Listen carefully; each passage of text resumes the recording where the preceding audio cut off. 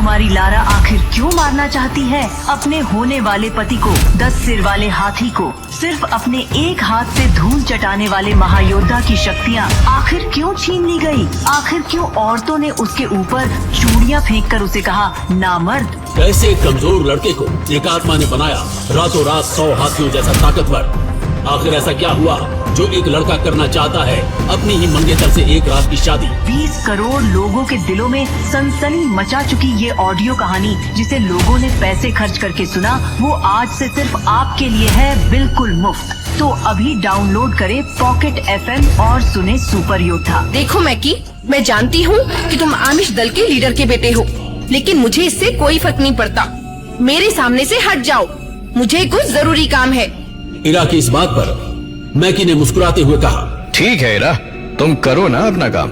जब तक तुम बाजार में अपना काम खत्म करोगी तब तक मुझे तुमसे बात करने का थोड़ा मौका भी मिल जाएगा। ए शून्य रैंक, चल अब नीचे आजा। तू पहले भी कमजोर था और आज भी एक नंबर का नामर्द और निकम्मा है। शौर्य दल के जाबाज लीडर अरेंद्र इसके पिता नहीं होते तो इसे लोगों ने कब का मैसेडोनिया से बाहर फेंक दिया होता। वो दिन भी बहुत जल्द आने वाला है। लोग ध्रुव को जलील कर रहे थे। लोगों के कड़वे शब्द बेशक ध्रुव को कांटों की तरह चुभ रहे थे, पर ध्रुव ने फिर भी अपने आप को हौसला देते हुए कहा, आज शून्य रैंक का धब्बा हटाकर मैं एक बार फिर एकलव्य बनूंगा और फिर मेरे बाबा का नाम पूरे शहर में इज्जत से लिया जाएगा। ध्रुव ने अपनी आंखें बंद करते हुए अपनी हथेली को शक्ति स्तंभ पर बने शक्ति चक्र पर रखा।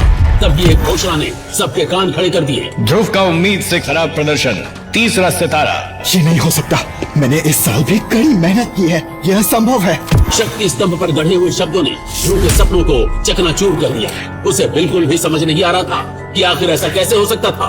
उधर मैदान में खड़े सैकड़ों लोगों की भीड़ में से एक आदमी ने चिल्लाते हुए कहा, एक बार फिर से ध्रुव ने साबित कर ही दिया कि वो पिछले 3 सालों से शून्य था, शून्य है और आगे भी शून्य ही रहेगा। तो असली से एकलव्य बन गया था, अब इसका असली सच लोगों के सामने आ रहा है। ध्रुव की सांसें मानो रुकने लगी थी और उसके चेहरे पर घबराहट साफ साफ दिखने लगी थी। ध्रुव उदासी में अपने शौर्य में हिलाया। शौर्य दल के लीडर और ध्रुव के पिता अरेंद्र की नजर जैसे ही अपने बेटे ध्रुव पर गई, उसके उदास चेहरे को देखकर उन्हें सब कुछ समझ आ गया। ध्रुव, मैं जानता हूँ आज मैदान में क्या हुआ, लेकिन मुझे तुम पर पूरा भरोसा है। वो दिन दूर नहीं जब तुम एक बार फिर एकलव्य बनकर सबका मुंह बंद कर दोगे। ध्रुव जानता था कि उसके बाबा उसका मन रखने के लिए ये सब कह रहे हैं, और तभी अचानक एक बेहद खूबसूरत लड़की की एंट्री शौर्य महल के अंदर हुई। भला की इस खूबसूरत लड़की का नाम लारा ज़यान था, जो ध्रुव की मंगेतर भी थी। लारा अंबर दल की होने वाली लीडर थी। लारा को अपने सामने देखकर सभी लोगों के साथ अरेंद्र भी हैरानी में पड़ गए। तुम्हारा स्वागत है लारा। ना कोई खत, ना कोई खबर, इस तरह से यूं अचानक सब ठीक तो है? अरेंद्र के इस सवाल पर लारा ने अपने दाहिने हाथ से चुटकी बजाते हुए अपने बॉडीगार्ड्स की ओर इशारा किया। वो बॉडीगार्ड्स एक बड़े से हरे रंग के बॉक्स को पकड़े हुए थे। ध्रुव ने एक बार फिर सबकी उम्मीदों पर पानी फेर दिया, इसलिए मैं ध्रुव के लिए कुछ ऐसा लाई हूँ जो एक बार फिर ध्रुव की खोई हुई शक्तियों को जगा देगा। लारा, हम तुमसे कोई तोहफा नहीं ले सकते। रही बात ध्रुव की, तो वो कड़ी मेहनत कर ही रहा है। आज नहीं तो कल वो शक्तियाँ वापस बढ़ा लेगा। अरेंद्र की बात खत्म भी नहीं हुई थी और बॉडीगार्ड ने उस बॉक्स को खोल दिया। सभी को बॉक्स में हरे रंग की शरबत से भरी हुई बोतलें दिखाई दे रही थी। अरेंद्र ने उस शरबत की ओर हैरानी से देखते हुए कहा, करिश्माई शरबत? ये तो बहुत ही कीमती शरबत है। हम तुमसे इतना कीमती तोहफा बिल्कुल भी नहीं ले सकते लारा, और तुम इस मामले में इतना दखल क्यों दे रही हो? लारा ने देरी किए बिना तुरंत अरेंद्र से कहा, आप जानते हैं ना ये करिश्माई शरबत ध्रुव के लिए कितना फायदेमंद साबित हो सकता है। आज पूरा शहर ध्रुव पर हंस रहा है और आप भी जानते हैं कि इस बात का आपके ऊपर क्या असर होगा। उसकी बात का जवाब देते हुए अरेंद्र ने कहा, मैं जानता हूँ लारा, इस करिश्माई शरबत के कई फायदे हैं, लेकिन इस बात से भी इनकार नहीं किया जा सकता कि इससे ध्रुव को कोई फायदा नहीं होगा।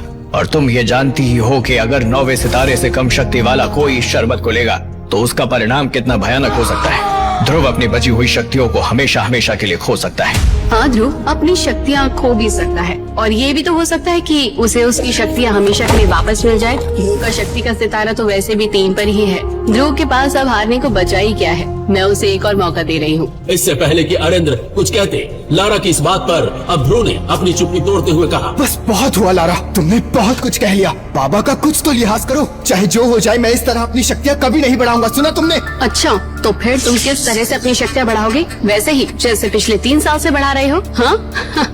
लारा की ये बात सुनकर गुस्से से भरे ध्रुव ने एकदम चुप्पी साध ली। लारा ने अरिंद की ओर देखा और इत्मीनान से कहा, ठीक है, अगर आप इस करिश्माई शरबत को तोहफे के तौर पर नहीं स्वीकार करना चाहते तो क्या आप मुझे इसके बदले कुछ दे सकते हैं जो मैं आपसे मांगना चाहती हूँ। लारा की इस बात पर अरिंद ने बिना कुछ सोचे समझे कहा, लारा, तुम इस परिवार का हिस्सा बनने जा रही हो और तुम्हें शरबत के बदले कुछ मांगने की क्या जरूरत है। जो चाहो मांग लो मुझसे, हमारा जो कुछ भी है वो सब तुम्हारा ही तो है। ठीक है, कई साल पहले हमारे बड़ों ने जो हमारा रिश्ता ध्रुव के साथ तय किया था, आज मैं उस रिश्ते को हमेशा हमेशा के लिए तोड़ना चाहती हूँ। लारा के मुंह से इस बात को सुनकर ध्रुव, उसके पिता अरिंद और वहाँ पर मौजूद सभी लोगों के पैरों तले जमीन सरक गई। अगले ही पल अरिंद ने अपनी नाराजगी जाहिर करते हुए तेज आवाज में कहा, लारा, क्या शर्म लिहाज भूल गई हो? ये जानते हुए भी कि ये रिश्ता तुम्हारे और हमारे परिवार के बड़े लोगों ने तय किया है, तुम कैसे रिश्तों को तोड़ने की बात कर सकती हो? अरिंद की नाराजगी के जवाब में लारा ने बड़ी ही बेफिक्री के साथ कहा, ये रिश्ता जरूर परिवार के बड़े लोगों ने तय किया था, लेकिन तब और अब में काफी फर्क आ चुका है। आज मेरे और मेरे परिवार के लोगों की शक्तियाँ कहां से कहां पहुंच चुकी है, जबकि ध्रुव पिछले 3 सालों से वहीं पर अटका हुआ है। मेरा किसी कमजोर के साथ कोई संबंध नहीं हो सकता, इसलिए बेहतर यही होगा कि ये रिश्ता आगे बढ़ने से पहले यहीं पर ही टूट जाए। अब ध्रुव के सब्र का बांध भी टूट चुका था। वो लारा के ठीक सामने आकर खड़ा हो गया और उसकी आंखों में आंखें डालते हुए बोला, ठीक है, तो तुम यहाँ रिश्ता तोड़ने आई हो तो ठीक है, ये रिश्ता जरूर टूटेगा। तभी ध्रुव ने अपनी बात को आगे बढ़ाया, लेकिन इस रिश्ते को तोड़ने से पहले तुम्हें मुझसे एक रात की शादी करनी होगी और उसके बाद मैं तुम्हें तलाक देकर हमेशा हमेशा के लिए इस रिश्ते से मुक्त कर दूंगा। बताओ, है मंजूर? ध्रुव की इस बात पर लारा ने तपाक से गुस्से में झल्लाते हुए कहा, ये कैसा घटिया मजाक है ध्रुव? क्या तुम नहीं जानते इससे मेरी और मेरे परिवार की पूरे शहर में कितनी बदनामी होगी? तो जो तुम कर रही हो उससे मेरे परिवार की बदनामी नहीं होगी? जब बदनामी होनी ही है तो क्यों ना दोनों की हो। जब ये कलंक लगना ही है तो क्यों ना दोनों परिवारों पर लगे। मैं सोच भी नहीं सकती कि तुम इतनी घटिया बात करोगे। विश्वास नहीं होता कि तुम वही ध्रुव हो जिसे मैं इतने सालों से जानती हूँ। ध्रुव ने बिना वक्त गंवाए अपने उसी अंदाज को बरकरार रखते हुए कहा, मुझे भी यकीन नहीं हो रहा है कि कैसे तुम इस करिश्माई शरबत की आड़ में इस रिश्ते को खत्म करने के लिए बिना कुछ सोचे समझे यहाँ चली आई। क्या तुम भी वही हो जिसे मैं कभी जानता था? इतनी बातें करते हुए ध्रुव और लारा दोनों के चेहरे एक दूसरे के बहुत ही नजदीक आ गए थे। उन दोनों की आंखें एक दूसरे को भूले जा रही थी। फिर लारा ने अपनी बात को आगे बढ़ाते हुए कहा, मेरे पास एक और तरीका है जिससे हम इस रिश्ते का फैसला कर सकते हैं। आज से ठीक 3 साल बाद हम दोनों के बीच एक मुकाबला होगा। अगर उस मुकाबले में मैं जीत गई तो तुम्हें इस रिश्ते को तोड़ना होगा, और अगर तुम जीत जाते हो तो वही होगा जो तुम चाहोगे। मुझे तुम्हारी ये शर्त मंजूर है। शर्म की बात है कि अब हमारा रिश्ता एक मुकाबला तय करेगा। ध्रुव के इतना कहते ही लारा ने एक आखिरी बार उसे घूर कर देखा और फिर अपने बॉडीगार्ड्स के साथ एक घमंड से भरी हुई मुस्कुराहट के साथ महल से बाहर चली गई। दूसरी तरफ ध्रुव तेजी से अपनी माँ के ग्रेवयार्ड की तरफ गया। माँ की समाधि पे गिरे पेड़ के पत्तों और धूल को साफ करने लगा। उसके बाद अपनी माँ को याद करते हुए ध्रुव बातें करने लगा। 3 साल के बाद भी मोहरा से मुकाबला नहीं कर पाऊंगा। 3 साल बाद सब कुछ खत्म हो जाएगा। ध्रुव अपनी माँ की कब्र से बातें कर ही रहा था, तभी कब्र में सफेद धुआं छाने लगा। ध्रुव इस धुएं से बेखबर था। मैंने ऐसा तो कोई काम किया ही नहीं जिससे मैं आपका नाम रोशन कर सकूं। क्यों माँ, आखिर मेरी शक्तियाँ क्यों नहीं बढ़ रही? ये कहते हुए ध्रुव ने अपनी मुट्ठी बंद की और जमीन पर जोर जोर से अपना हाथ पीटने लगा। माँ, अब तो कोई चमत्कार, कोई करिश्मा ही मुझे मेरी शक्तियाँ वापस दिला सकता है। तभी उसके कानों में एक आवाज गूंजी, ध्रुव, क्या तुम मुझे सुन पा रहे हो? आवाज को सुनते ही ध्रुव अपनी जगह पर खड़ा हो गया और समाधि के चारों तरफ घूम कर देखने लगा, लेकिन उसे वहाँ पर कोई भी नजर नहीं आया। तभी एक बार फिर से उसके कानों में वो आवाज सुनाई पड़ी, मुझे इधर उधर ढूंढना बंद करो ध्रुव, मैं तो तुम्हारी अंगूठी में हूँ। इतना सुनते ही उसने अपने सीधे हाथ की एक उंगली में काले पत्थर से बनी एक अंगूठी की तरफ देखा। ये अंगूठी ध्रुव को उसकी माँ का दिया हुआ आखिरी तोहफा थी। देखते ही देखते ध्रुव की अंगूठी में हलचल शुरू हो गई। तभी उसे अचानक एक जोर का झटका लगा जिससे वो जमीन पर जा गिरा।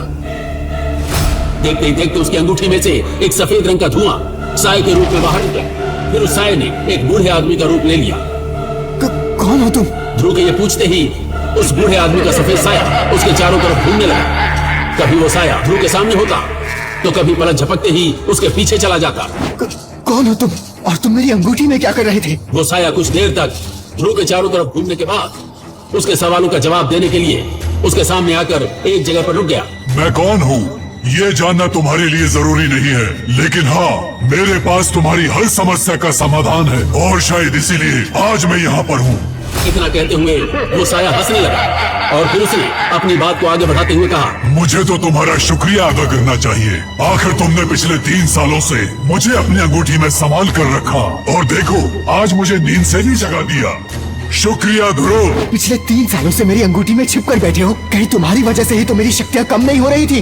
अभी भी वो साया हंसी रहा था, जिस पर अब ध्रुव को बहुत ज्यादा गुस्सा आने लगा। सुनो ध्रुव, जो होना था वो हो चुका।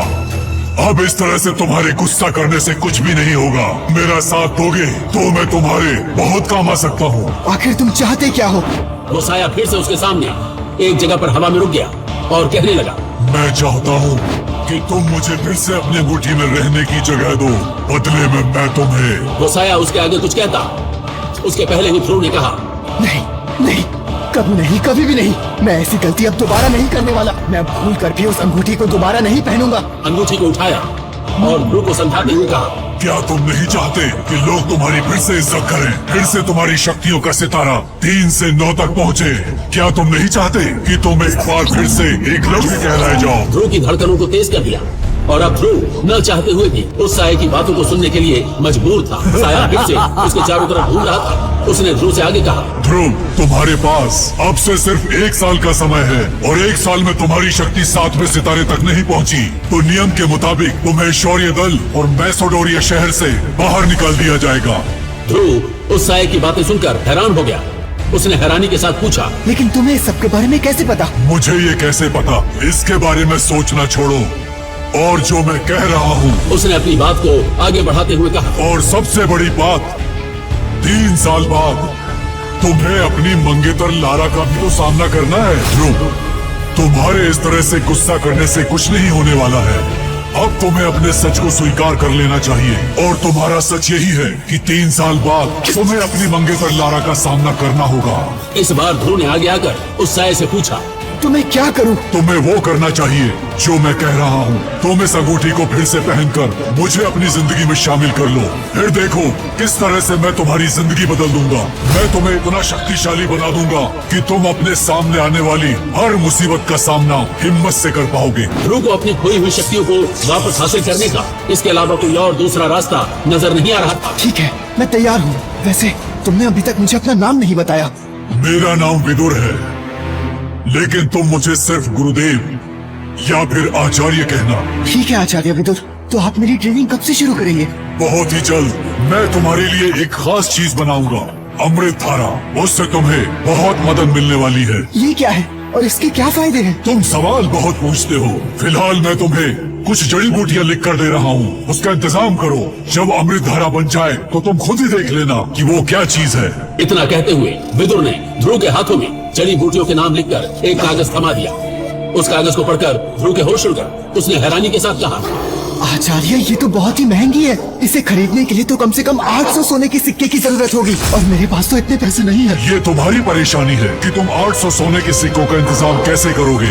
ये तुम जानो। जब तुम्हें पता चलेगा ना कि मेरे अमृत धारा की मार्कस में क्या कीमत है तो तुम्हारे होश उड़ जाएंगे। फिर तुम्हें समझ आएगा कि तुम्हारे हाथ कौन सा खजाना लगा है। क्या अमृत धारा को पीने की वजह से ध्रुव की शक्तियाँ बढ़ जाएंगी?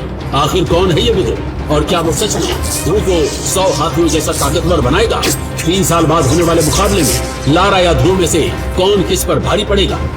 आगे की कहानी जानने के लिए देखिए अगला एपिसोड सिर्फ पॉकेट एफएम के यूट्यूब चैनल पर और सुपर योद्धा के सारे एपिसोड्स को सुनने के लिए डिस्क्रिप्शन में दी लिंक से डाउनलोड करें पॉकेट एफएम ऐप।